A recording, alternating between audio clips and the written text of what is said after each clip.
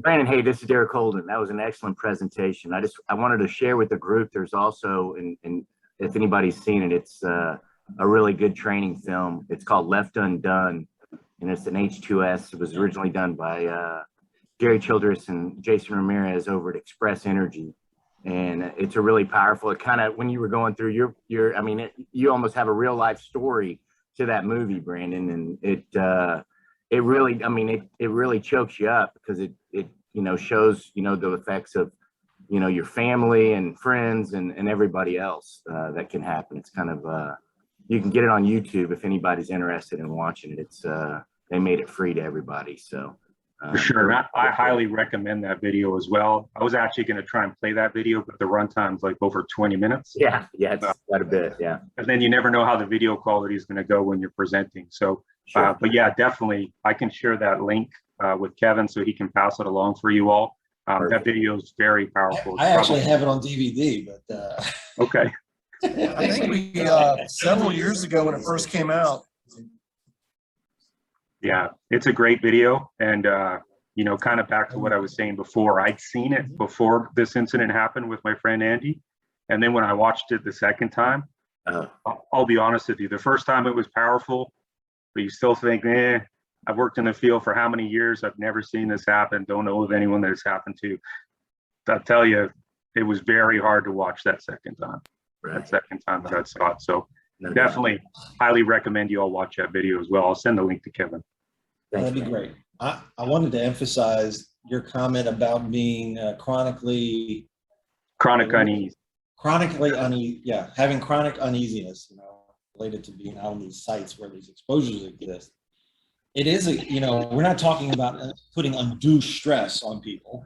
Chronic unease is to make sure that you are maintaining situational awareness of what could happen at a site like that. I was actually in the Army, and we had chronic unease related to possibly getting shot or blown up, but proper training, preparation, etc., all play a role with mitigating our uneasiness because we know how to respond and deal with the different situations.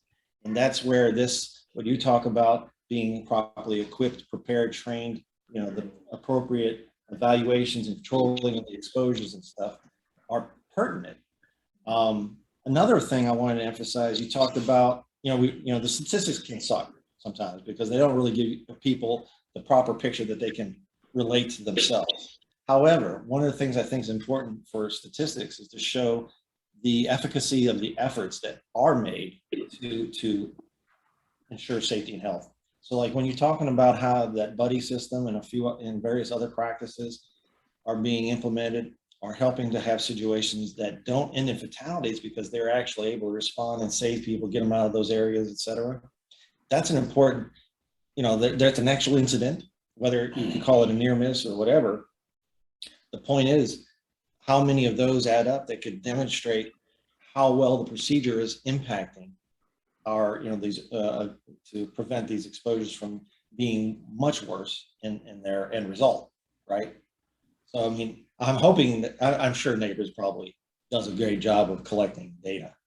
Yeah. It's how they can put it together in a form that can help provide others a picture of what's going on, what's been improving, what's working. For sure. As a follow-up email. Can you hear? Can you hear me? Closer. Just making sure you can hear John. I'll go ahead and send, I've got the link up on YouTube. I'll go ahead and send out as a follow-up email to everybody so they can see it. The folks that were not on today. That video? Left Undone. Oh, Left Undone. Okay. Yeah, so I'll send a link out to everybody. Great. Yeah, highly recommend everyone watch that. One other thing I wanted to add too, Kevin, I know that the statistics you showed were pretty small numbers, but if you dig enough on the internet, you look in China, just look for H2S town deaths. Now, I can't remember if it was in the early 90s or late 90s, but there was a drilling rig somewhere in China in a urban area where they had an H2S release and the gas actually went to the town that was right beside the rig. Now, it had killed thousands of people. Now, luckily, it was a smaller town for China, and I think it was about 2,000 or 3,000 people that died. But again, it's really hard to find the data on the internet for obvious reasons. But Yeah, it those is a statistics, story. remember, they're Bureau of Labor statistics, and it's pertinent only U.S. activities. That's right. So, you know, it may sound like a small number, and keep in mind, it was only referencing fatalities. That is not, there are hundreds of incidents, if not thousands. And many of them are small scale exposures. And some of them can still be debilitating, seriously impactful to people's lives and their livelihood. So, you know, and that's just here. You know, when you start going worldwide, you're right, there's crazy numbers of things going on out there. And I'd be willing to bet, since there's those BLS statistics are focused on U.S. activities, you could still have a company, someone's working for a U.S. company overseas, that number is not going to show up in those statistics, right? Yeah, likely not. One of the guys that was pulled out there, I actually worked on this rig that Andy was on. So that's how I knew a lot of the guys that helped get Andy on that rig in Iraq, which had a little bit of guilt there for a little while, which I've gotten over. But one of the guys that was pulled out and did survive, it's changed his life forever, right? I don't even think he's working on rigs anymore. He started his own company, and he does have difficulty sleeping. And yeah, it's a tough thing to go through. One could hope that these things that impact our lives can maybe change our lives for the better, right? You bet. How do you turn a tragedy into a positive experience as far as its outcomes down the road? That can be a challenge, but it's one that oftentimes can't leave it up to the individual. People need to other people need to seek to help that person, or that person needs to actively seek help, because that's another big issue, as Jim talked about earlier. We're having issues with mental health issues, and you know, all these things play a role, not just COVID. Anyway, all these other activities play a role. Well, I appreciate you. Any other comments or questions, gang? This is Alma. Can you guys hear me okay? Yeah. Y'all hear Yeah, Alma? I just want to thank Brandon. You guys, that was really powerful. That's Alma. Hey, Alma. Yeah, we've been tracking at IDC incident statistics for 50 to 60 years for industry. And usually, you know, I'm not the expert on anything, but if I'm going to a crane rigging meeting, you know, I'll try to pull some incidents. I remember going to Louisiana and had like 2,000 line items, like raw data around crane rigging incidents. And so, you know, I can look at the data and try to tell a story. I'm not a good public speaker, but I love the stories that, you know, around this, because it does touch people, and safety is so important, and the rules and the policies and all this is intended to help people.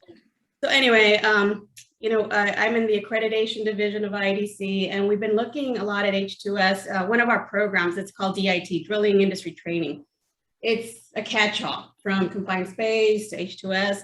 And we've been doing this I've been there 10 years. We've probably been doing DIT accreditation for about 20 years. And I'm like, we need to stop accrediting these courses internationally for H2S. I started doing some analysis about, you know, what was out there for H2S. And it's just I swear I can't make this up, from a 10-minute video that I saw covers H2S for this one organization, all the way to up to a couple of days full on training. So, you know, it is company specific.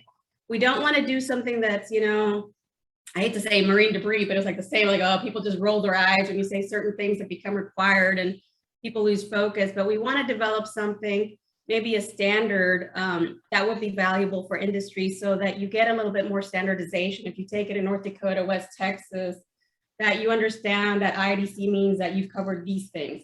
And it's not something me or my team would develop. It's, you know, with volunteers. So if you guys are interested, or if this is a topic that interests you or your companies or someone, please reach out to me, because we are working on pulling, like I said, all the companies that are already accredited under H2S and you know, revisiting that course and what should be covered in that course. Again, we don't do any training. We just accredit the companies that offer the training, just to reiterate that. Sounds like Brandon should be involved in that. Yeah, I think they will be. I was going to put my hand up, but someone put it up for me. Yeah, I think, yeah, You were voluntold. there's an HSE committee at IDC, and I know Brooks talked about this, Brandon, but yeah, we're trying to gauge interest, you know, and look forward to talking to more people to see what would be valuable for you all. So thank you. Sure. Yeah, I think that's a great initiative, Alma. And I think that we can definitely contribute quite a bit to that, especially given that we've got a lot of operations internationally.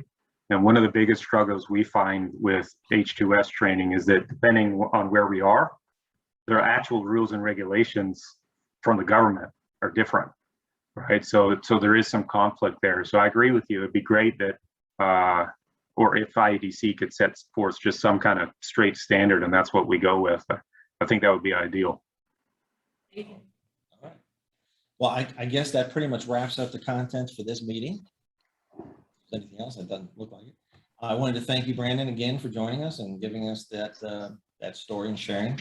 I think that was definitely impactful.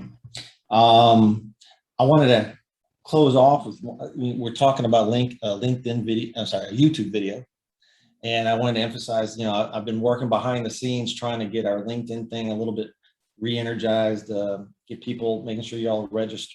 Well, you know, hopefully you're on LinkedIn, but we're trying to get everyone following our group on LinkedIn to stay properly informed and of stuff, whatever we're sharing, including upcoming meetings.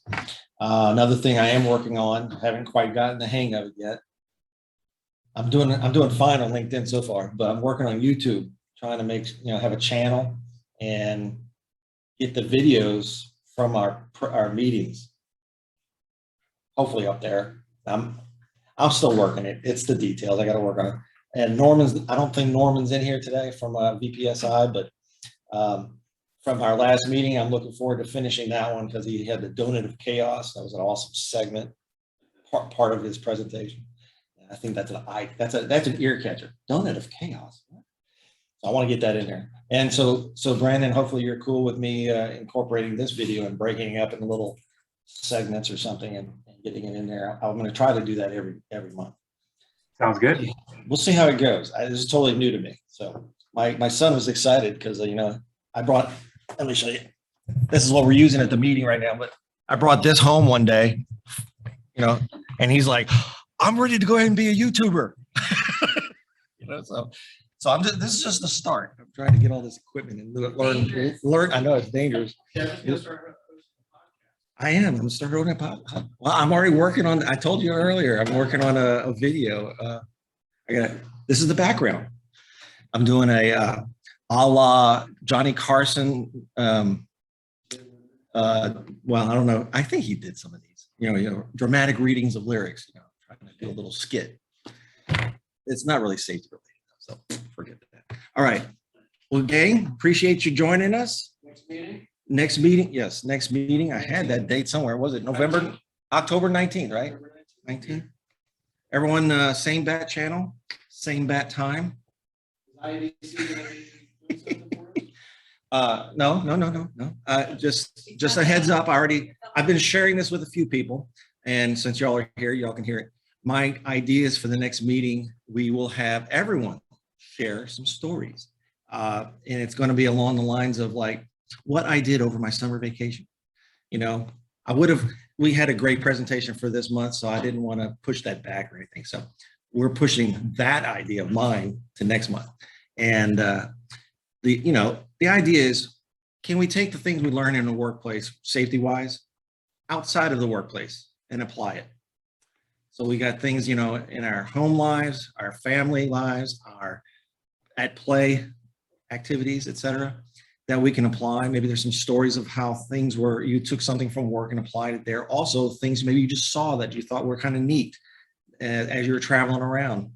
I share with people how I drive my wife nuts because every time we go to a restaurant or something, I look at their fire extinguishers. You know, it's ingrained in me. But, you know, there's probably things you observed and you're like, they did that a great job. You know, I saw this while we were on traveling in Colorado, or this was appalling. This is what I saw in Costa Rica. Whatever, you might have some interesting stories to share on both sides, good and bad. And that's what I'm hoping to do for the next meeting. So feel free to start collecting all those things up and have them little pictures or share your little anecdotes. Okay. Thank you. Sounds good. Thanks. Later. Thanks, care. everyone. Y'all See stay ya. safe out there. Bye, gang.